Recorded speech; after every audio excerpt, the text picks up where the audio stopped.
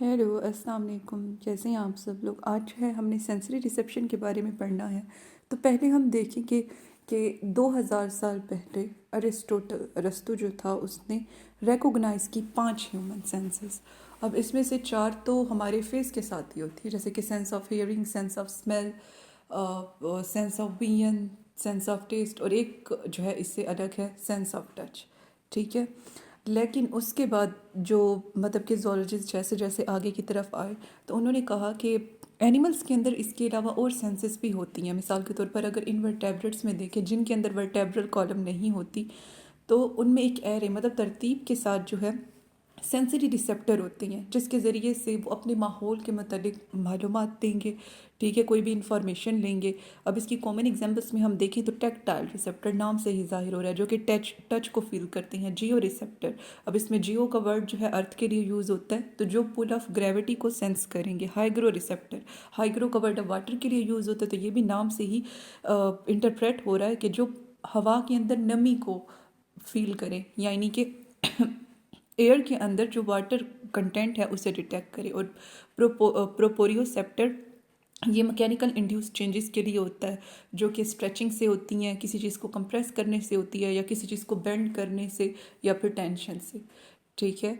तो और फोनो रिसेप्टर, फोन का वर्ड जो है साउंड के लिए यूज़ किया जाता है, जो सेंसिटिव हो साउंड के लिए। बैरो रिसेप्टर, बैरो का वर्ड जो है बैरोमीटर जैसे कहती हैं, जो कि सी साइड पर जो है प्रेशर को मेजर करने के लिए यूज़ होता है, तो ये प्रेशर को डिटेक्ट करने के लिए। और कैमो रिसेप्टर, इसके भी नेम से जाहिर हो रहा है कि ये हवा और यानी कि जो पानी होगा उसके अंदर केमिकल्स को डिटेक्ट करने के लिए यूज़ होंगे। फोटो रिसेप्टर, अब जिस तरह फोटोसिंथेसिस कहते हैं यानी लाइट की मौजूदगी में बनाना, तो ये वैसे ही फोटो रिसेप्टर मतलब लाइट को डिटेक्ट करने वाले। और थर्मो रिसेप्टर जो कि टेम्परेचर चेंजेस से इन्फ्लुएंस होते हैं। बहुत से जो वर्टेब्रेट्स होती हैं उनके अंदर इक्विलिब्रियम यानी कि बैलेंस और जो बॉडी मूवमेंट है उसे सेंस करने के लिए या फिर टच को, या फिर टच प्रेशर को, हीट को, टेस्ट को, वियन को, ऑल्फैक्शन सूंघने को कहते हैं, ऑडिशन सुनने को, कोल्ड, पेन। ठीक है। और बहुत से दूसरे टेक्टाइल स्टिमुलाई होती हैं।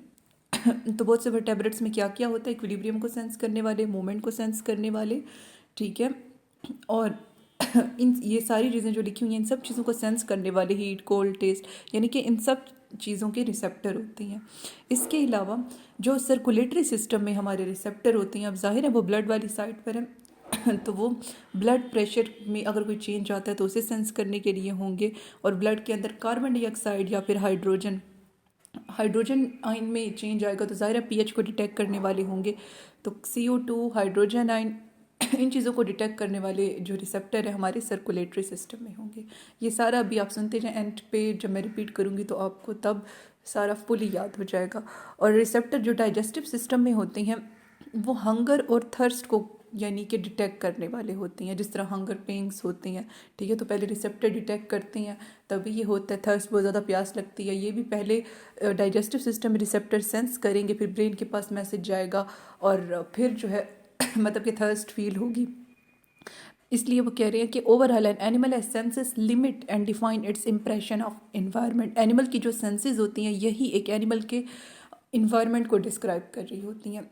मिसाल के तौर पर अब कहीं पे ऐसे रिसेप्टर एक एनिमल को बहुत ज़्यादा स्टिमुलेट करते हैं जो कि मतलब कि थर्स्ट वाले हैं, तो यानी कि वो एक ऐसे टेरिस्ट्रियल इन्वायरमेंट में वो एनिमल रह रहा है जहाँ पर पानी की कमी है।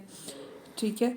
तो in fact all awareness depend on the reception. अब सारी जो अवेयरनेस है आगही है वो इन्हिसार करती है रिसेप्टर्स पर, यानी कि रिसेप्शन पर, और स्टिमुलाई को डिकोड करने पे, स्टिमुलाई को समझने पे, जो कि एक्सटर्नल इन्वायरमेंट से वो लेते हैं। और एनिमल की बॉडी से ही ये सब कुछ स्टार्ट हो रहा है, जैसे कि मैंने अभी एग्जांपल दी। अब जो थर्स्ट वाला ये एनिमल की बॉडी से ही स्टार्ट हो रहा है।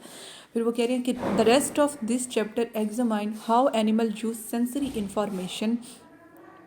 इस चैप्टर की बाकी पार्ट में हम देखेंगे, यानी कि बाकी सेंसरी रिसेप्टर में आपको पढ़ाऊंगी अभी, तो उसमें हम देखेंगे कि किस तरह ये होम्योस्टेसिस को मेंटेन करने में हेल्प करती है। होम्योस्टेसिस मतलब एक चीज़ को मॉडरेट लेवल में बरकरार रखना, ना उससे बहुत कम होने देना ना बहुत ज़्यादा होने देना। फिर वो कह रहे हैं कि जो सेंसरी रिसेप्टर हैं ये उन सेल्स पर मुश्तमिल होती हैं जो कि इन्वायरमेंट से स्टिमुलाई लेंगे और उसे नर्व इम्पल्स में बदलेंगे। ठीक है। फिर वो कह रहे हैं कि स्टिमुलस, मिसाल के तौर पर मैं आपको बताऊं, जैसे कि कोई मॉस्किटो है हमारी मतलब कि हाथ के ऊपर आकर बैठता है, तो टेक्टाइल रिसेप्टर हमारे स्टिमुलेट होंगे, वो यानी कि नर्व के ज़रिए से, मोटर न्यूरॉन से जो है पैगाम भेजेंगे हमारे सीएनएस के पास, जिसमें ब्रेन और स्पाइनल कोड आता है, और फिर वहाँ से पैगाम फिर हमारे मसल्स के पास आएगा, यानी कि अफेक्टर के पास, और हम यानी कि फिर रिस्पॉन्स शो करेंगे, मतलब हाथ को झटकेंगे या फिर मॉस्किटो को खुद से दूर करने की कोशिश करेंगे। तो ये सारा कुछ इस तरह से जो है हो रहा होता है। और तो नेक्स्ट इसमें बता रहे हैं कि जो सेंसरी रिसेप्टर उन सेल्स पर मुश्तमिल होते हैं कि जो कि इन्वायरमेंट की इंफॉर्मेशन यानी कि स्टिमुलाई को, जैसे कि अभी टच कोई मॉस्किटो के लिया और उसे नर्व इम्पल्स में बदला, तो स्टिमुलस एनर्जी की कोई भी फॉर्म है जो कि एनिमल अपने रिसेप्टर से डिटेक्ट कर सकता है। ये स्टिमुलाई की छोटी सी डेफिनेशन है। एनर्जी की वो फॉर्म जो कि एनिमल अपने रिसेप्टर से डिटेक्ट कर सके वो स्टिमुलाई होगी। फिर वो कह रहे हैं कि सारे रिसेप्टर्स जो हैं ट्रांसड्यूसर्स होते हैं। ट्रांसड्यूसर यानी कि वो चेंज करती हैं एनर्जी की एक फॉर्म को दूसरी फॉर्म में। जैसे कि अभी टच की मतलब कि फॉर्म थी, एक एनर्जी ही थी, तो उसे उन्होंने इलेक्ट्रिकल एनर्जी में यानी कि नर्वस सिस्टम के अंदर जो है उसे चेंज किया। ठीक है, यानी कि ये एक फॉर्म ऑफ एनर्जी को दूसरे में बदलेंगे। तो वो कह रहे हैं नेक्स्ट कि सारी नर्व इम्पल्सेस सेम होती हैं। अब नर्व इम्पल्सेस तो सेम है, तो डिफरेंस कैसे क्रिएट होगा, हमें पता कैसे चलेगा कि ये वीएन के लिए है, ये टच के लिए है, ये कीमो रिसेप्शन है। तो ये रिसेप्टर्स में फ़र्क होता है। तो मुख्तलिफ इकसाम के रिसेप्टर होते हैं जो मुख्तलिफ इकसाम की स्टिमुलाई को सेंस करके, जैसे कि लाइट को, हीट को एक लोकल इलेक्ट्रिकल पोटेंशियल में बदलेंगे, जिसे जनरेटर पोटेंशियल कहेंगे। वो कह रहे हैं कि अगर जनरेटर पोटेंशियल सेंसरी न्यूरॉन की थ्रेशोल्ड पोटेंशियल तक पहुंच जाता है, यानी कि थ्रेशोल्ड पोटेंशियल का मतलब है कि मतलब कि उसे ऐसा होना चाहिए कि उसके ज़रिए से सही वाली नर्व इम्पल्स क्रिएट हो और फिर रिस्पॉन्स भी सही शो हो। ठीक है, फिर वो कह रही है कि अगर जनरेटर पोटेंशियल सेंसरी न्यूरॉन के थ्रेशोल्ड स्टिमुलस तक पहुंच जाए, तो इससे क्या होता है कि जो प्लाज्मा मेम्ब्रेन होती है उसके चैनल्स में कुछ चेंजेस आने लग जाती हैं। ठीक है, वो ओपन होंगे, उसमें जो चैनल्स होंगे, हम सोडियम पोटाशियम पंप और गेट जो होती हैं, हम प्रीवियस अभी पढ़ कर आए हैं कम्युनिकेशन 1 वाले चैप्टर में, तो वो चैनल्स जो हैं वो ओपन होंगे, एक्शन पोटेंशियल पैदा होगा, इम्पल्स जो है वो सेल के एक्सोन के अलोंग जाएगी, साइनेप्टिक जंक्शन से गुजरेगी, और फिर मतलब कि वो ऐसी इंफॉर्मेशन बन जाएगी जो कि सेंट्रल नर्वस सिस्टम या फिर ब्रेन की तरफ जा रही है। ठीक है, तो वो यानी कि पहले सेल के एक्सोन के अलोंग, फिर साइनेप्टिक जंक्शन के अलोंग। साइनेप्टिक जंक्शन के बारे में हम पूरा प्रीवियस चैप्टर में पढ़कर आए हैं, तो वहाँ पर आप देख सकते हैं। अब बस यही समझ लें कि एक न्यूरॉन है, दूसरी न्यूरॉन है, उनके दरमियान मतलब कि जो डिस्टेंस है वो मतलब कि एक लिहाज से वो साइनेप्स बन रहा होता है। ठीक है, तो ये अब पिछला पूरा लेक्चर समझेंगे तो अब ज़्यादा बेहतर से समझना चाहती हैं तो वहाँ पे आप समझ लेंगे, आप सुन लेना मेरे चैनल पे जाके वो लेक्चर प्ले लिस्ट में जाकर, फिर वो यानी कि ये वो इन्फॉर्मेशन बन जाएगी जो कि सीएनएस या ब्रेन की तरफ जा रही है। फिर वो करेंगे जैसे कि चैप्टर के स्टार्ट में बताया गया है, सारी एक्शन पोटेंशियल्स जो हैं एक जैसी होती हैं, सारी एक्शन पोटेंशियल्स एक जैसी होती हैं, और ये ऑल या नन फिनोमिना के ऊपर बेस कर रही होती हैं। यानी कि या तो एक्शन पोटेंशियल क्रिएट होगा या फिर नहीं होगा, ऐसा नहीं होगा कि आधा क्रिएट होगा या आधे से थोड़ा सा ज़्यादा, इस तरह से नहीं है। ये ऑल या नन फिनोमिना पे बेस करती है, यानी कि या तो होगा या नहीं होगा, और सारे एक्शन पोटेंशियल जो हैं एक जैसे होते हैं। How then does a common action potential give rise to different sensation. फिर वो कह रही है कि एक ही एक्शन पोटेंशियल होता है, उससे मुख्तलिफ सेंसेशन कैसे फील होती हैं, जैसे कि टेस्ट की, कलर की, साउंड की, या फिर मुख्तलिफ सेंसेशन। वो कह रहे हैं कि उन एनिमल्स के अंदर जिनके अंदर ब्रेन्स होती हैं, तो जो नर्व सिग्नल होती हैं जो कि ख़ास रिसेप्टर से आती हैं, वो हमेशा ब्रेन के भी एक ख़ास पार्ट के अंदर एंड हो रही होंगी इंटरप्रिटेशन के लिए। इंटरप्रिटेशन कहते हैं किसी चीज़ की वजाहत के लिए कि ये किस चीज़ से मुतल्लिक है। मिसाल के तौर पर जो ऑप्टिक सेंटर में जाएगा तो जाहिर सी बात है वो विजुअल स्टिमुलस के लिए होगा, यानी कि कोई चीज़ देखी होगी, इमेज बना होगा रेटिना के ऊपर, उसके लिए होगा। एक दूसरा करैक्टर जो कि पार्टिकुलर स्टिमुलस को डिटरमाइन करता है वो इंटेंसिटी होती है। जब स्टिमुलस की स्ट्रेंथ बढ़ती है तो एक्शन पोटेंशियल की तादाद पर यूनिट टाइम है वो भी बढ़ जाती है। तो फिर ब्रेन जो है यानी कि वो क्या करता है, वो स्टिमुलस की किन चीज़ों को देखता है, इंटेंसिटी को देखता है और उसकी टाइप को देखता है कि किस टाइप की है और इंटेंसिटी क्या है, इम्पल्सेस की टाइमिंग से और न्यूरॉन की वायरिंग से।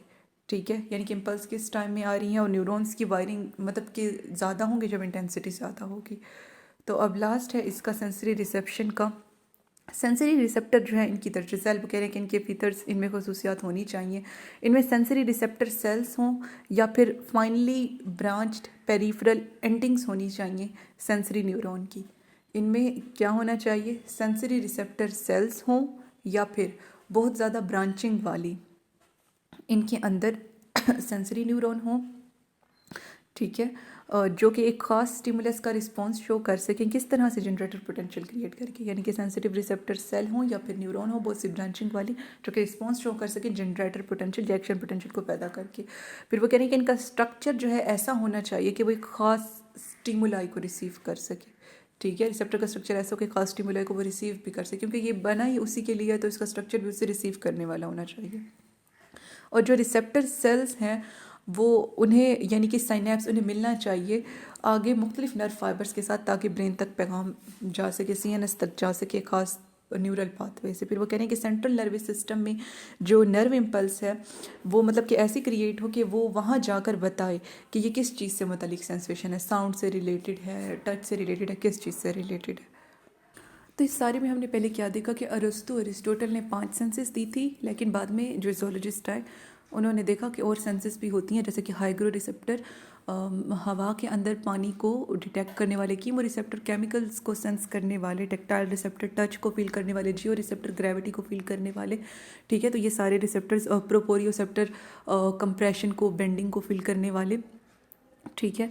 तो ये सारे भी होते हैं, उन्होंने कहा, इन 5 सेंसेस के अलावा।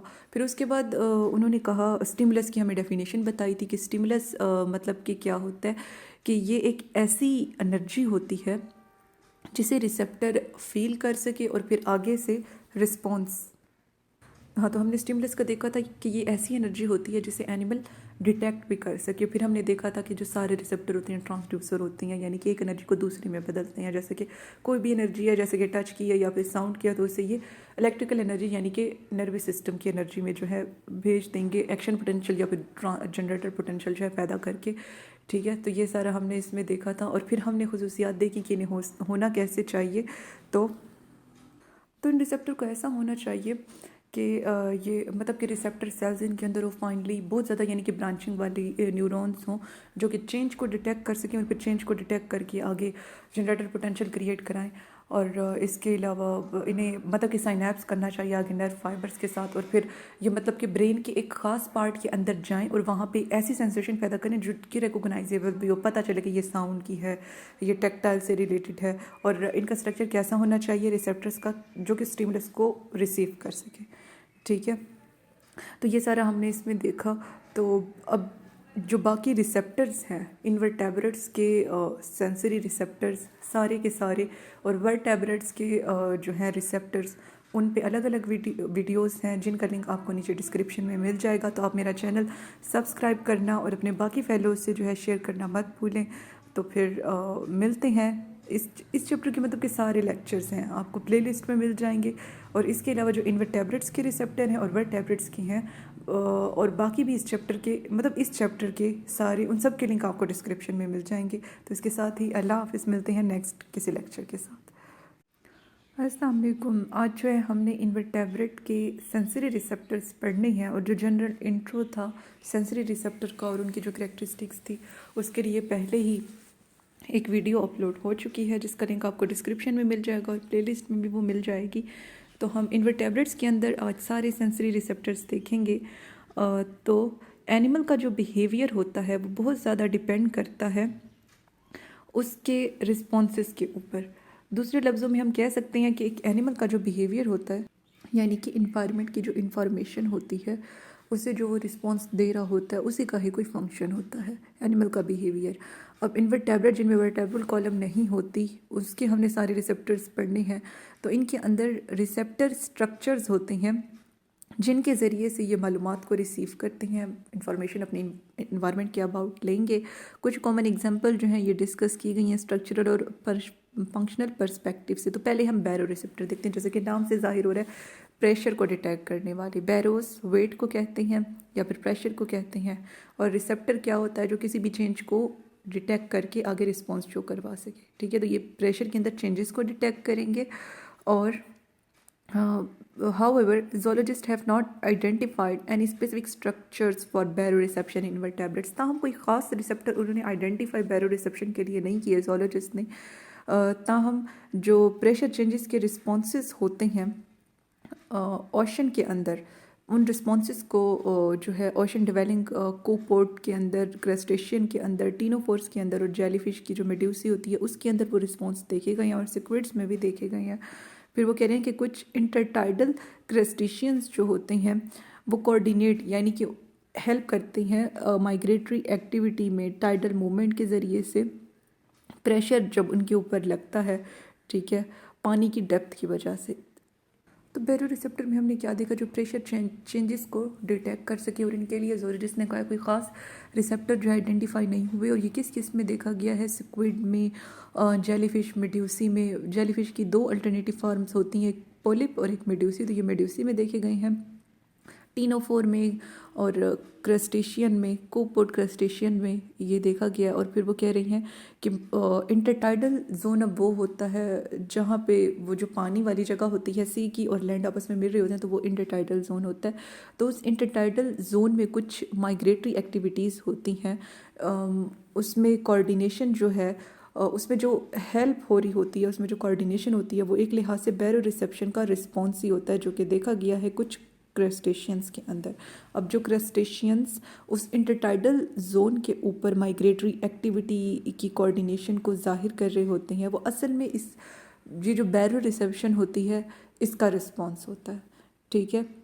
तो ये सारा, और वो किस वजह से होता है, वो यानी कि डेप्थ की वजह से अगर कोई चेंजेस आ रही हैं, अगर वो शैलो वाटर यानी कि कम गहरे पानी में है तो कम प्रेशर लगेगा, ज़्यादा गहरे पानी में है तो ज़्यादा प्रेशर लगेगा। तो यानी कि डेप्थ की वजह से जो चेंजेस आ रही हैं और मतलब कि बाकी जो प्रेशर लग रहा है उसकी वजह से क्या होगा कि ये इंटरटाइडल जोन के अंदर रहते हुए इनकी माइग्रेटरी एक्टिविटी में कोऑर्डिनेशन होगी क्रस्टेशियन की, जो कि बेसिकली क्या होगा, रिस्पॉन्स होगा बैरो रिसेप्शन का। तो ये हमने बैरो रिसेप्टर के बारे में देखा। और ओशन डिवेलिंग का क्या मतलब है, यानी कि ओशन के अंदर मतलब कि उसकी जो जगह है, मट्टी है नीचे की तरफ, उसे खोद के जैसे बिल बना के हम कहते हैं रहते हैं, तो ओशन में रहने वाले।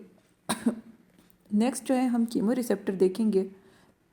तो कीमो रिसेप्टर्स में नाम से जाहिर हो रहा है कीमिया, पर्टेनिंग टू केमिस्ट्री, यानी कि ये केमिस्ट्री को, केमिकल्स को जाहिर कर रहा है, जो यानी कि केमिकल्स को रिस्पॉन्स जो है शो करें। कीमो रिसेप्शन जो है ये एक डायरेक्ट सेंस है उन मालिक्यूल्स के अंदर that act specifically to stimulate a response. ये यानी कि एक डायरेक्ट सेंस है उन मालिक्यूल्स के लिए जो कि रिस्पॉन्स शो कराएंगे, ठीक है। मतलब एक केमिकल आया, रिसेप्टर ने उसे डिटेक्ट किया, अब उसका रिस्पॉन्स शो होगा, ठीक है। फिर वो कह रहे हैं कि जो कीमो रिसेप्शन है, मिसाल के तौर पर अब एक कोई भी ना खुराक है या फिर कोई भी चीज़ है, ऐसे हम ना मतलब कि उसे ना सूंघते हैं और अगर वो स्मेली सी फील होती है तो जाहिर सी बात है हम उसे नहीं खाएंगे, ठीक है। तो फिर ये हमारा ना खाना ये एक लिहाज से रिस्पॉन्स ही हुआ, हमने उसे खुद से दूर कर लिया। तो ये केमिकल्स क्या होते हैं, ये बेसिकली मतलब कि एक ऐसी चीज़ होती है, ऐसे मालिक्यूल्स होते हैं जो कि रिस्पॉन्स शो कराती हैं। कीमो रिसेप्शन बहुत पुरानी सेंस है, जब बाकी सेंसेस नहीं थी तो कीमो रिसेप्शन थी, और यूनिवर्सल सेंस है, यानी कि सारे एनिमल किंगडम के अंदर है। मिसाल के तौर पर वो कह रहे हैं कि जो प्रोटोजोआ है इसकी केमिकल सेंस होती है, जिसके ज़रिए से ये जो प्रोटोजोन है ये मतलब कि अवॉइड करेंगे। अब प्रोटोजोआ क्या होते हैं, एनिमल लाइक प्रोटिस्ट होते हैं, जिससे ये अवॉइडेंस बिहेवियर शो करेंगे एसिड की तरफ, अल्कली की तरफ और जो साल्ट वाली स्टिमुलाई है उसकी तरफ। और ख़ास केमिकल्स जो हैं वो यानी कि प्रीडेटरी सिलिएट्स को अट्रैक्ट करते हैं उनके प्रे की तरफ। और जो कीमो रिसेप्टर बहुत से पानी में रहने वाले इन्वर्टेब्रेट्स की होती है। अब इक्वेटिक इन्वर्टेब्रेट के कीमो रिसेप्टर कहाँ होते हैं, उनके पिट्स गड़े उनकी बॉडी पर होते हैं, डिप्रेशन उनमें होती है, जिसके ज़रिए से through which water carrying the specific chemical में भी सर्कुलेटेड। अब उनके अंदर केमिकल रखने वाला पानी उन डिप्रेशंस के अंदर मूव करेगा, सर्कुलेट करेगा। और फिर वो कह रही हैं कि आर्थ्रोपोड में जो कीमो रिसेप्टर होते हैं वो या तो उनके एंटीना पे होंगे, अगर वो माउथ पार्ट के ऊपर वो यानी कि केमिकल्स पड़े हैं, ठीक है, तो उस जगह को हम कहेंगे कि ये उसके एंटीना में है। और अगर वो लेग्स के नीचे हैं या फिर उनकी बेस पर हैं तो उसे हम कहेंगे वहाँ पर ये हालो हेयर्स की शक्ल में होंगे, और इसे हम कहेंगे कि ये जो है सेंसीलियम या सेंसीला है, ठीक है। तो ये एंटीना पर होंगे या फिर सेंसीला पर होंगे, और सेंसीला पे हालो हेयर्स की शक्ल में होंगे। यहाँ पे मैं सारी आपको डायग्राम्स जब बाकी रिसेप्टर की दिखाऊंगी तो उसमें ये भी दिखाऊंगी कि किस तरह हालो हेयर्स की शक्ल में होते हैं। और इनके अंदर कीमो सेंसरी इन हालो हेयर्स के अंदर न्यूरॉन्स होती हैं। अब वो कह रहे हैं कि वो केमिकल जिसका इन्वर्टेब्रेट रिस्पॉन्स शो करते हैं उनके लाइफस्टाइल से रिलेटेड होती हैं। अब मिसाल के तौर पर कीमो रिसेप्टर जो है जो कि मालूमात देती हैं जो जिसे एनिमल इस्तेमाल करता है, जैसे कि ह्यूमिडिटी को डिटेक्ट करने के लिए। इसके लिए अलग से भी रिसेप्टर हैं जिन्हें हम नाम देते हैं, हाइक्रो रिसेप्टर आके अभी हम देखेंगे। और पीएच को डिटेक्ट करने के लिए, प्रे ट्रैकिंग, प्रे का पता लगाने के लिए, खुराक को पहचानने के लिए, मेट अपने यानी कि साथी को पहचानने के लिए। और फिर वो कह रहे हैं कि मेट की लोकेशन को अगर हम देखें तो फिर क्या होता है कि जो सिल्क वर्म होती हैं ना, उसमें उसका जो मेल होता है उसका एंटीना होता है, ठीक है, उसका एंटीना होता है। तो वो जो एंटीना है मेल सिल्क वर्म का, जिसे बॉम्बेक्स मोरी कह रही हैं, वो ट्रिलियन ऑफ यानी कि एयर की मॉलिक्यूल है, उसमें वो एक हार्मोन बॉम्बेकोल जो है डिटेक्ट कर सकता है, जो कि सिल्क वर्म की फीमेल जो है ये हार्मोन जो है सेक्स हार्मोन रिलीज़ करती है, ठीक है।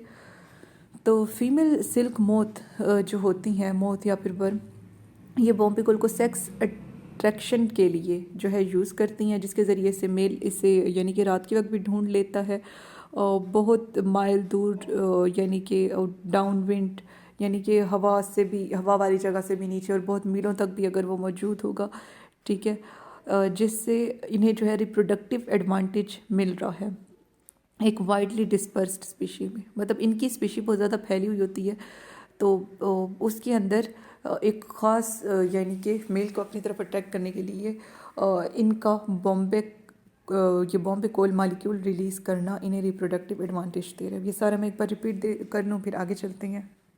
तो इस सारे में हमने क्या देखा, जो केमिकल्स को डिटेक्ट करने के लिए इस्तेमाल हों, अब जो प्रोटोजोआ होंगे वो किससे फिर इसके ज़रिए से अवॉइड कर सकते हैं, एसिड, अल्कली और साल्ट इन्वायरमेंट से। और जो मतलब कि सिलिएट्स होंगे वो अपने प्रे का पता लगाने के लिए इसे यूज़ करेंगे। और जो इन्वर्टेब्रेट होते हैं उसमें ये पिट से डिप्रेशन की शक्ल में होंगे, और आर्थ्रोपोड में अगर ये माउथ पार्ट में होंगे तो ये एंटीना में होंगे, और यानी कि लेग्स के नीचे या उसकी बेस पर होंगे तो ये हेयर्स की शक्ल में होंगे, हॉलो हेयर्स की शक्ल में, जिसके अंदर सेंसरी न्यूरॉन होंगी। और वहाँ पर इन्हें जो है हम कहेंगे कि ये सेंसीला में है, ठीक है। वहाँ पर, और इन मतलब कि ये जो हॉलो हेयर्स हैं इन्हें जो है हम सेंसीलियम या फिर सेंसीला कहेंगे। तो या तो ये एंटीना पर होंगे, और अगर लेग्स पर होंगे तो इन्हें हम सेंसीला कहेंगे।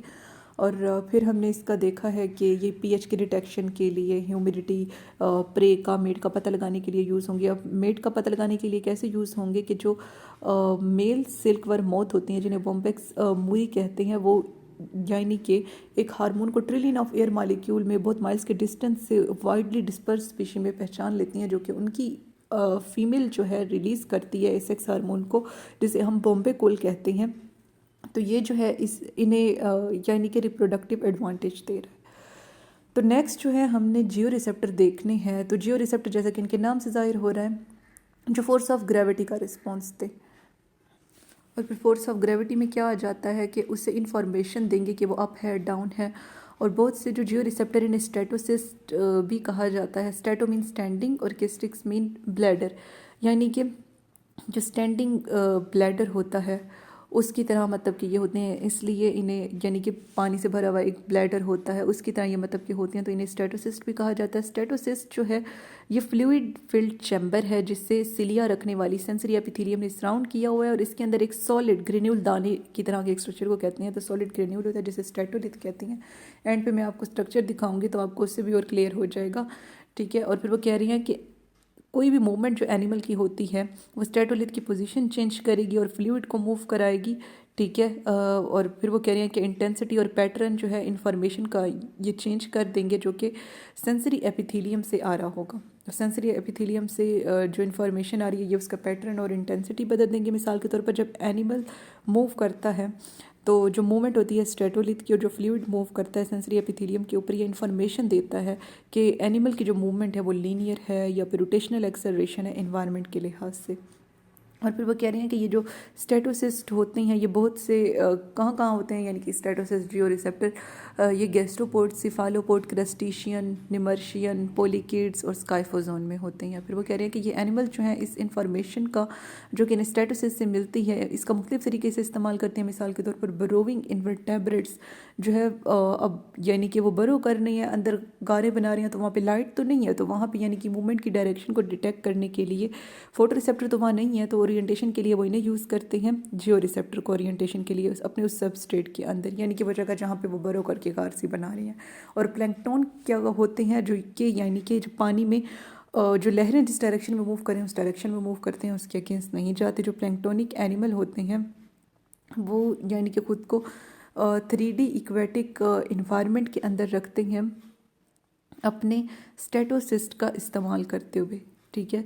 फिर वो कह रहे हैं कि ये रात के वक्त अहम है जब लाइट नहीं होती और डीप वाटर में जहाँ पे लाइट नहीं पहुँचती या फिर बहुत कम होती है। फिर वो कह रहे हैं कि स्टेटोसिस्ट होने के अलावा बहुत से एक्वेटिक इंसेक्ट जो है ग्रेविटी को डिटेक्ट करते हैं एयर बबल से, ठीक है, जो कि यानी कि कुछ पासेज वेज में उनकी ट्रैकिया की ट्यूब्स में मौजूद होते हैं। तो ट्रैकियल ट्यूब में एयर बबल जो होती हैं उससे भी ग्रेविटी वो डिटेक्ट करते हैं। फिर वो कह रहे हैं कि एयर बबल की तरह जो कि एनालोगस है यानी कि मिलता है कारपेंटर लेवल में, ये जो एयर बबल्स हैं ये मूव करते हैं ओरिएंटेशन के लिहाज से ग्रेविटी के, यानी कि इसमें वो ऐसे मिसाल देकर कह रहे हैं कि ग्रेविटी के हिसाब से ये एयर बबल ट्रैकिया में मूव करेंगे जिससे ये डिटेक्ट करेंगे अपनी ग्रेविटी और डायरेक्शन, और ये यानी कि सेंसरी ब्रिस्टल्स को स्टिमुलेट कर देंगे जो कि उस ट्रैकियल ट्यूब के ऊपर होंगे, जिससे फिर आगे फिर न्यूरॉन स्टिमुलेट होंगे और रिस्पॉन्स शो होगा। तो इस सारे में हमने क्या देखा, ये अप और डाउन डायरेक्शन का बताएंगे, फोर्स ऑफ ग्रेविटी के बारे में बताएंगे, साइड वाइज अगर कोई चेंजेस आती हैं ग्रेविटी के हिसाब से तो उसके बारे में जियो रिसेप्टर बताएंगे। इन्हें स्टेटोसिस्ट भी कहते हैं, यानी कि स्टैंडिंग ब्लैडर इससे इन्हें तशबीह दी जाती है क्योंकि इनका स्ट्रक्चर कैसे होता है, एक सिलिया वाली सेंसरी एपिथेलियम है गोल सी, उसके अंदर फ्लूइड भरा हुआ है, फ्लूइड चैम्बर है और इसके अंदर एक ग्रेन्यूल लाइक स्ट्रक्चर पड़ा है जिसे स्ट्रेटोलिथ कहते हैं। स्ट्रेटोलिथ और फ्लूइड जब मूव करेंगे सेंसरी एपिथेलियम पर तो इससे क्या होगा कि इन्फॉर्मेशन की पैटर्न डायरेक्शन चेंज होगी, प्रेशर लगेगा, जैसे ये पता लगाएंगे कि जो एक्सेलरेशन हो रही है वो किस तरह से इनकी बॉडी की मतलब कि मूवमेंट हो रही है, एक्सेलरेशन की रोटेशनल है या फिर लीनियर है। और फिर वो कह रही हैं कि ये कहाँ इंपॉर्टेंट है, ये जो ब्रोविंग इन्वर्टेब्रेट इन्हें यूज़ करती हैं जहाँ पर लाइट नहीं होती तो वहाँ पर ये ओरिएंटेशन के इनका यूज़ करेंगे। और planktonic species 3D aquatic environment के अंदर इनका यूज़ करेंगी, ओशन की डेप्थ में या फिर जहाँ लाइट कम होती है या फिर रात के वक्त जब लाइट नहीं होती। और कुछ एक्वेटिक इंसेक्ट की तो जो ट्यूब होती है ना उसके अंदर एयर बबल्स होते हैं जिससे वो ग्रेविटी का पता लगाते हैं और ब्रिसल जो है उस ट्यूब्स को मतलब कि सराउंड कर रहे होते हैं जिससे फिर वो यानी कि सेंसरी न्यूरॉन को स्टिमुलेट करेंगे और आगे मैसेज जाएगा। तो ये हमारे पास जियो रिसेप्टर होगा। नेक्स्ट हम हाइग्रो रिसेप्टर देखते हैं जो कि वाटर कंटेंट यानी कि नमी को मेजर करने के लिए इस्तेमाल होती है। मिसाल के तौर पर कुछ इंसेक्ट के हाइग्रो रिसेप्टर होते हैं। कीड़े मकोड़ों का ना क्या होता है कि बारिश आने से पहले ये अपने बच्चों को और खुराक को उठा के बिलों में चले जाते हैं। तो पता कैसे चलाते हैं, ये इनके अंदर हाइग्रो रिसेप्टर होते हैं। अब जब बारिश हो रही होती है तो पानी में नमी ज़्यादा होती है जिसका हमें तो नहीं पता चल रहा होता लेकिन कीड़े मकोड़ों को पता चल रहा होता है। तो जब कीड़े मकोड़े जाने लगे अपने बलों को तो यही वो हाइग्रो रिसेप्टर से उन्होंने नमी सेंस की होती है। तो कुछ इंसेक्ट में हाइग्रो रिसेप्टर होती हैं जिससे वो एम्बियंट रिलेटिव ह्यूमिडिटी, एम्बियंट कहते हैं जो उस वक्त मुहित है मतलब कि छाई हुई उस वक्त जो मौजूद है, जो नमी है उसका पता चलाएंगे, रिलेटिव ह्यूमिडिटी का, ठीक है। ये यानी कि पहले की निस्बत कितनी है, ज़्यादा है कम है, जो नॉर्मल होती है उसकी निस्बत उसके रिलेटिव। अब ये जो सेंस है इन्हें इस काबिल बनाती है कि ये ख़ास ह्यूमिडिटी को मेजर कर सकें और फिर उससे ये क्या करेंगे, या तो अपनी ये फिजियोलॉजी चेंज कर लेंगे यानी कि अपने अंदर के सिस्टम को चेंज कर लेंगे, अपने फंक्शन को उस ह्यूमिडिटी के हिसाब से। जैसे कि स्पाइरिकल्स, अब जैसे कुछ इंसेक्ट के अलावा हम चीज़ें लेते हैं जैसे कि अब कुछ ऑर्गेनिज्म है तो वो अपने स्पाइरिकल्स को अपने सुराखों को बंद कर लेंगे जिससे पानी बाहर जा रहा होगा क्योंकि बाहर ऑलरेडी इतनी नमी है।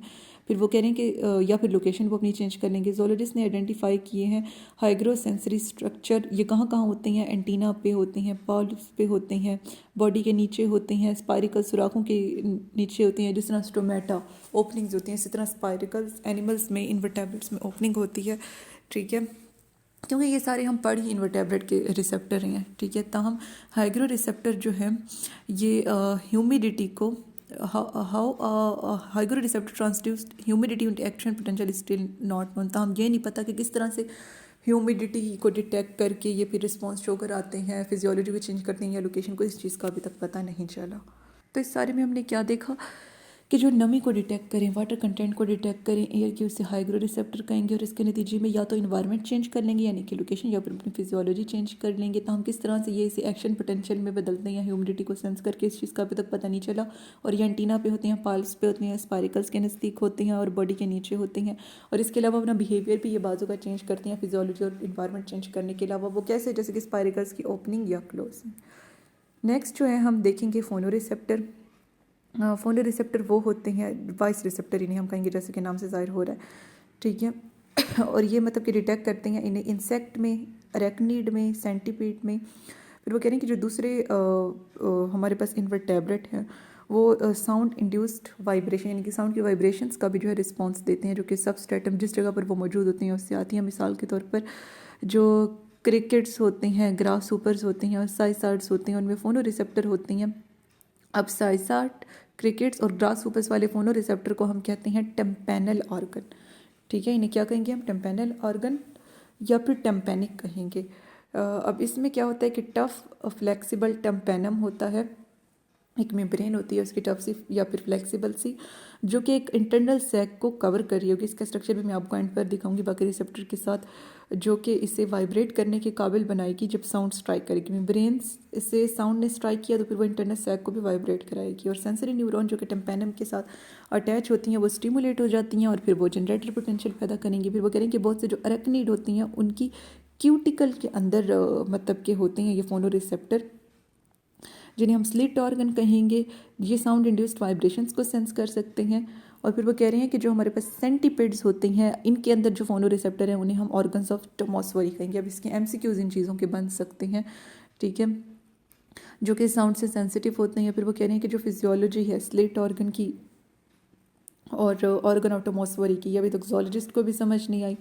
तो इस सारे में हमने क्या देखा? वॉइस रिसेप्टर को फोनो रिसेप्टर कहेंगे। अरेक्निड में इन्हें हम कहेंगे, अरेक्निड में ये मतलब कि उनकी क्यूटिकल में होंगे, इन्हें स्लिट ऑर्गन कहेंगे।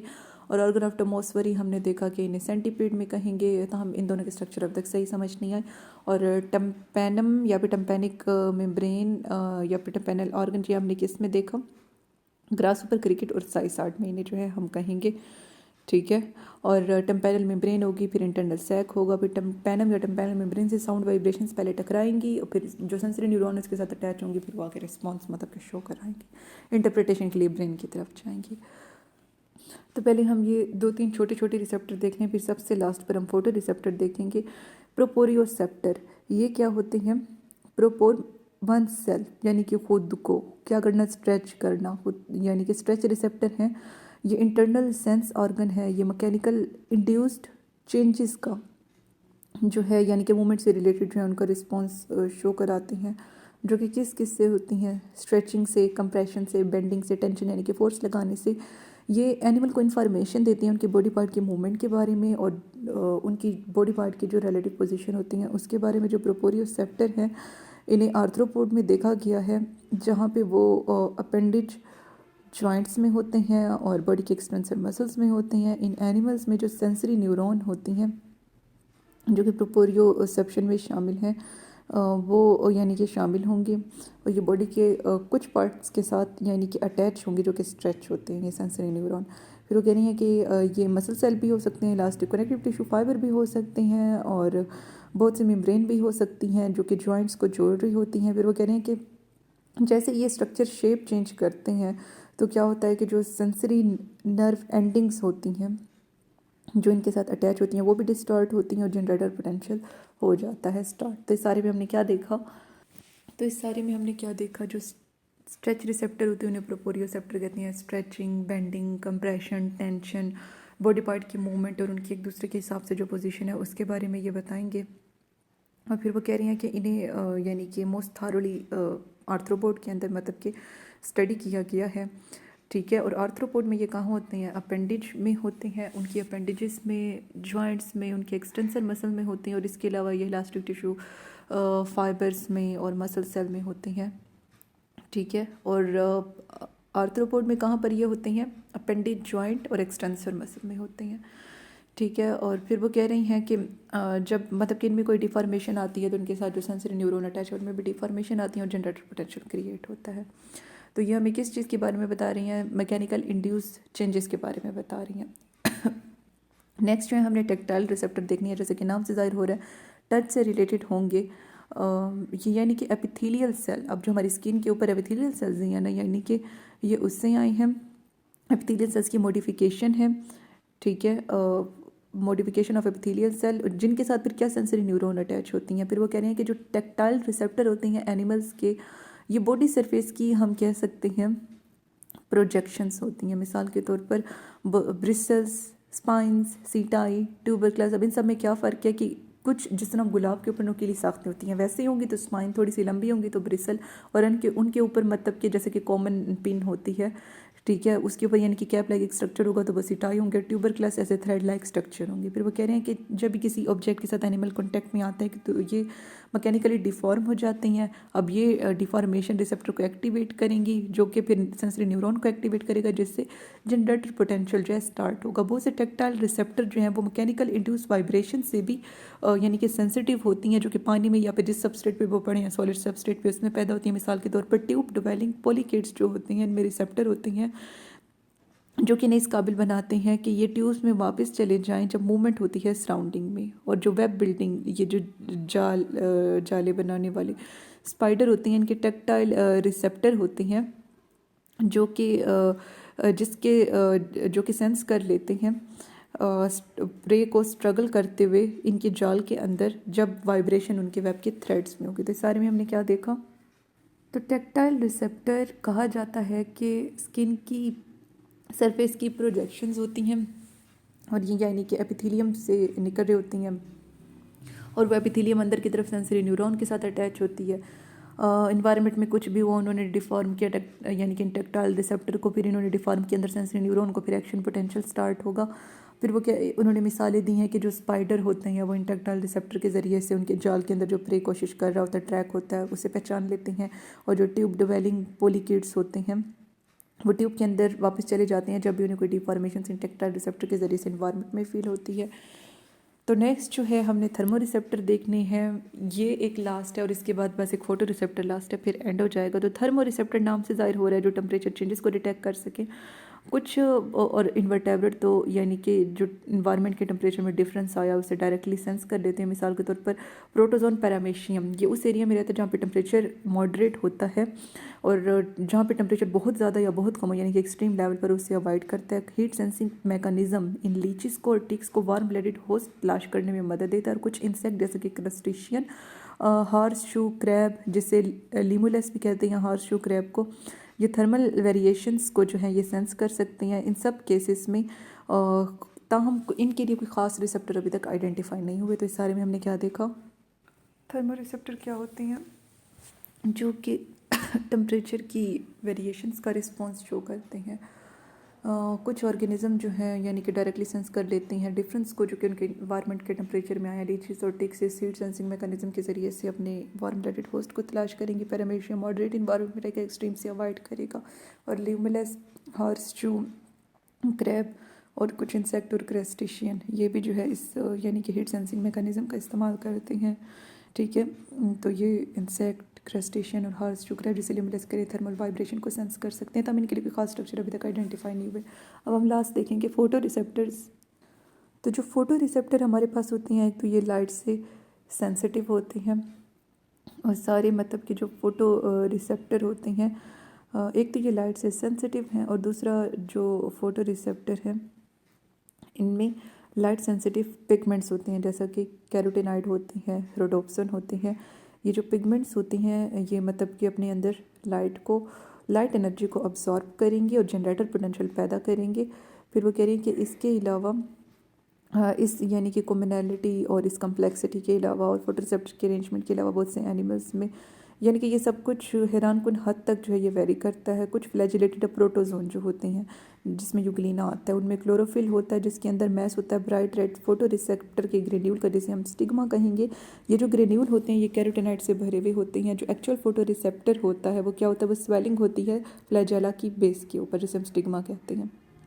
ठीक है, इसके अंदर फिर कहने कि स्टिग्मा जो है शील्ड के तौर पर काम करता है यानी कि जो कि ज़रूरी है अगर फोटो रिसेप्टर ने यानी कि डिटेक्ट करना है कि लाइट किस डायरेक्शन से आ रही है, यानी ये सर्टेन डायरेक्शन से आ रही है और इस डायरेक्शन से नहीं आ रही। फिर वो कहेंगे कि जो फोटो रिसेप्टर और स्टिग्मा होते हैं यूग्लिना को इस काबिल बनाते हैं ये यानी कि यूग्लिना को इस काबिल बनाएंगे कि वो खुद को ले जाए, ओरिएंट कर ले लाइट के आगे। ठीक है, इस फोटो रिसेप्टर को फिर वो कह रहे हैं कि ये प्रोटोजोन की हेल्प करेगा उस रीजन में रहने में जहाँ पर लाइट जो है अच्छी खासी है फोटोसिंथेसिस ताकि वो कर सके। फिर वो कहने कि कुछ एनिमल जैसा कि अर्थवर्म लुम्ब्रिकस, इनके अंदर simple unicellular photo receptor cells होती हैं जो कि या तो उनके एपिडर्मिस पर होंगे या फिर बॉडी के कुछ खास एरियाज़ में होंगे। और मल्टी सेलुलर फोटो रिसेप्टर जो हैं इन्हें 3 उनमें डिवाइड किया गया है। ओसिलाई जिसमें इमेज नहीं बनता, कंपाउंड आई इसमें इमेज बनता है, और कम्प्लेक्स आई या फिर कम्प्लेक्स कैमरा आई इसी का नाम है, जिसके अंदर जो कि बेस्ट इमेज फॉर्मिंग है। ठीक है, तो ओसिलस ये एक छोटा सा कप होता है जिसके अंदर लाइट सेंसिटिव रिसेप्टर होंगे और इसके पीछे लाइट अब्जॉर्बिंग पिगमेंट होंगे, और जो लाइट सेंसिटिव सेल्स होते हैं इन्हें रेटिन्यूलर सेल्स कहेंगे, इनमें फोटो सेंसिटिव पिगमेंट होगा। फिर वो कह रहे हैं कि लाइट से स्टिमुलेशन आएगी जिससे केमिकल चेंज आएगा पिगमेंट में, जिससे जनरेटर पोटेंशियल शुरू होगा, फिर उससे एक्शन पोटेंशियल स्टार्ट होगा, न्यूरॉन इंटरप्रिटेशन के लिए जाएंगे एनिमल की बॉडी में। इस किस्म की जो विजुअल सिस्टम है ये एनिमल को लाइट के बारे में इंफॉर्मेशन देगा, उसकी डायरेक्शन के बारे में, इंटेंसिटी के बारे में, लेकिन इमेज के बारे में नहीं देगा। फिर वो कह रहे हैं कि ओसिलाई बहुत से फाइला में है जैसे कि आर्थ्रोपोडा, एनिलिडा और मोलस्का में। नेक्स्ट कंपाउंड आइज का देखें तो इसमें कुछ से लेकर बहुत से यूनिट होते हैं छोटे छोटे जिन्हें हम ओमाटीडिया कहते हैं। ठीक है यानी कि लिटल आइज। फिर वो कह रहे हैं कि कंपाउंड आइज जो है ये किस में होती हैं, कुछ एनिलिड में होती हैं, बाइवाल्व मोलस्क में होती हैं। ये बेस्ट डेवलप्ड और अंडरस्टूड ताहम की गई हैं आर्थ्रोपोड में। फिर वो कह रहे हैं कि जो कंपाउंड आई हैं इनमें बहुत से ओमाटीडिया होती हैं, हर एक डिफरेंट डायरेक्शन में होगा दूसरे से। ठीक है, तो और ये एक कन्वेक्स शेप बना रहे होंगे, यानी कि आई की ओवरऑल कन्वेक्स शेप बन जाएगी। फिर वो कह रहे हैं कि जो विजुअल फील्ड होता है कंपाउंड आई का वो बहुत डिफरेंट होता है।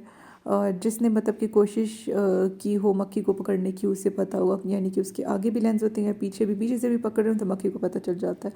फिर वो कह रहे हैं कि हर ओमाटीडियम जो है उसका अपना नर्व ट्रैक्ट होता है जो कि एक बड़ी ऑप्टिक नर्व के साथ मिल रहा होगा। जो विजुअल फील्ड है बहुत सारे ओमाटीडिया के एक दूसरे के ऊपर ओवरलैप कर रहे होती हैं।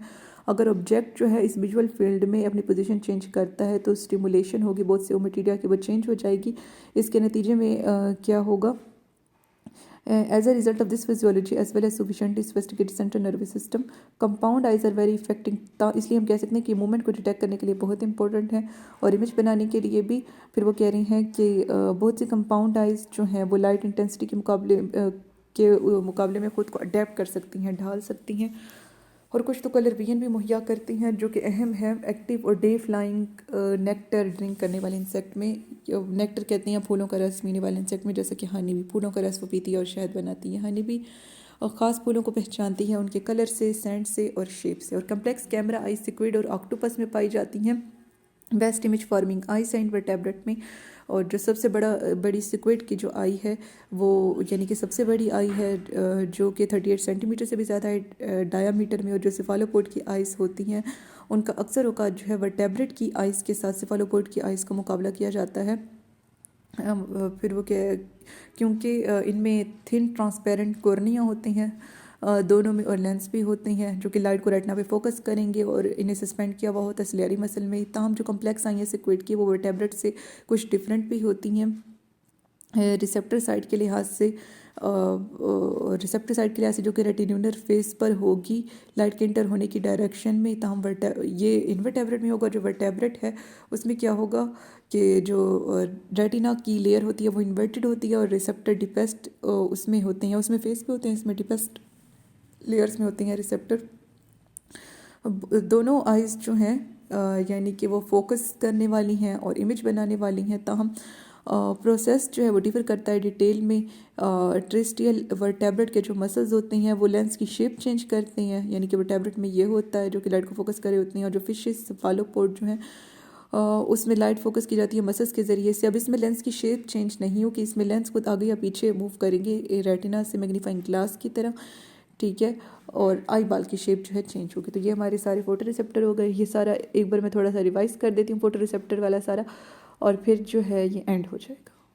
तो इस सारे में हमने क्या देखा, फोटो रिसेप्टर्स के बारे में देखा था जो यानी लाइट से सेंसिटिव होते हैं। सबसे पहले हमने प्रोटोज़ोआ यूग्लिना के अंदर देखा कि उसके अंदर ब्राइट रेड ग्रेन्यूल की शक्ल में होगा, जैसे हमने स्टिग्मा कहा, जो कि उससे यानी कि लाइट की डायरेक्शन के बारे में पता लगाने में मदद करेगा ताकि वो उस जगह जाए जहाँ पर लाइट हो, ताकि वो सही से फोटोसिंथेसिस करके पूरा तैयार कर सके। और ये कैरोटिनाइड से भरा हुआ होता है स्टिग्मा। और इसके अलावा अगर फोटो रिसेप्टर को भी देखें तो इनमें कैरोटिनाइड और रोडोप्सिन होते हैं जो कि लाइट अब्जॉर्बिंग पिगमेंट्स हैं। और फिर हमने देखा कि यूनिसेलुलर रिसेप्टर्स जो है अर्थवर्म लुम्ब्रिकस के अंदर जो है हमने देखा कि यूनिसेलुलर रिसेप्टर होते हैं जो या तो पूरी एपिडर्मिस पे स्कैटर्ड होंगे या फिर कुछ खास रीजन में होंगे। मल्टी सेलुलर में हमने देखा कि ऑसिलस है, कंपाउंड आई है, कॉम्प्लेक्स आई है। जो ऑसिलस है सिंपल लाइक स्ट्रक्चर है, उसके अंदर मतलब कि लाइट सेंसिटिव जो है रिसेप्टर पड़े हुए हैं और लाइट अब्जॉर्बिंग पिगमेंट उसकी बैक पर है। और ये आर्थ्रोपोड, एनिलिडा और मोलस्का में होता है, ठीक है।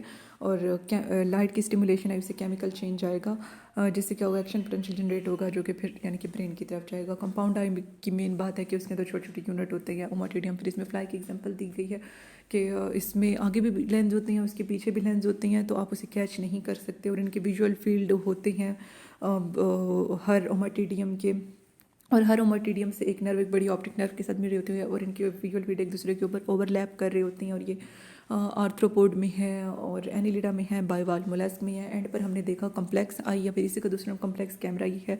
ऑसिलस में अब इमेज नहीं बनता, कंपाउंड आई में बनता है और सबसे बेस्ट इस कॉम्प्लेक्स आई या कॉम्प्लेक्स कैमरा आई में बनता है। और ये सिक्विड और ऑक्टोपस में होती है। और सबसे बड़ी आई जो है जेंट सिक्विड आई है जिसका डायमीटर 38 सेंटीमीटर से भी ज़्यादा है। और फिर उन्होंने फ़र्क बताया है कि सिफेलोपोड या फिशेस और ये सिफेलोपोड में यही सिक्विड और ऑक्टोपस आ जाते हैं। और जो आम हम यानी कि वर्टेब्रेट किया, ये इसमें क्या फ़र्क है? पहला फ़र्क तो ये है कि जो वो ये सिफालोपोड्स वगैरह हैं और जो फिशेस हैं और जो सिक्विड और ऑक्टोपस वगैरह जो हैं, इनकी आई में यानी कि इनके रिसेप्टर रेटिना की सरफेस पे होंगे, जबकि हमारे वर्टेब्रेट्स के डीपर लेयर में होती हैं। और इनके अंदर जो है क्या होता है कि लेंस आगे पीछे करने से इमेज बनता है, ठीक है, मैग्नीफाइंग ग्लास की तरह लेंस को आगे पीछे करेंगे रेटिना के दरमियान। और हमारे इसमें जो है लेंस की शेप चेंज होगी, ठीक है, हमारे इसमें यानी कि वर्टेब्रेट में लेंस की शेप चेंज होती है इस। और बाकी इनमें सिमिलरिटीज़ हैं, यानी कि वो सस्पेंसरी लिगामेंट या फिर मसल्स के ज़रिए से ये सस्पेंडेड होती हैं। यानी कि ये जो आइज़ होती हैं, आइज़ के अंदर जो स्ट्रक्चर होते हैं ये यानी कि सिलियरी मसल्स के ज़रिए से कंट्रोल हो रही होती हैं। लाइट रेटिना पे फोकस होगी और सस्पेंसरी लिगामेंट या फिर सिलियरी मसल्स से यानी कि ये सस्पेंडेड होती हैं इसके अंदर स्ट्रक्चर। और ट्रांसपेरेंट कॉर्निया और लेंस होती हैं। तो ये 3 सिमिलैरिटीज़ हैं। तो मेरा चैनल सब्सक्राइब करना मत भूलें और अपने बाकी फ्रेंड्स से शेयर करना भी। इसके साथ ही अल्लाह हाफ़िज़, में मिलते हैं किसी नेक्स्ट टॉपिक के साथ। बाकी जो वर्टेब्रेट्स की के सेंसरी रिसेप्टर हैं और रिसेप्टर के बाकी सारे हैं, इक्विलिब्रियम और यानी कि इलेक्ट्रिकल सेंसिंग, मैकेनिकल सेंसिंग, वो सारा आपको प्लेलिस्ट में और इस डिस्क्रिप्शन में उनके लिंक जो है आपको मिल जाएंगे। तो अल्लाह हाफ़िज़।